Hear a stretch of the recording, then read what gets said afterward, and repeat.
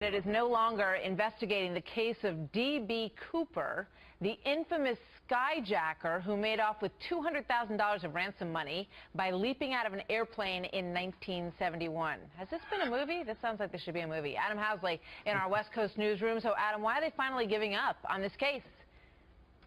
Yeah, it has been a movie, Martha. We'll get to that in a moment. They're giving up basically because after 45 years, it's been a long drain on resources, and they really haven't made any significant headway. There have been no arrests, of course, and really there haven't been any major suspects, according to the FBI, in all that time. So that's why they've been, 45 years later, decided to basically let the case go by. D.B. Cooper, of course, skyjacked a Seattle-bound plane and he parachuted out with $200,000 in cash and disappeared back in 1971.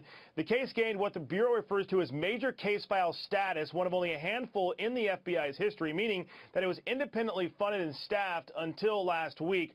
The Bureau said in a statement, quote, on July 8, 2016, the FBI redirected resources allocated to the D.B. Cooper case in order to focus on other investigative priorities.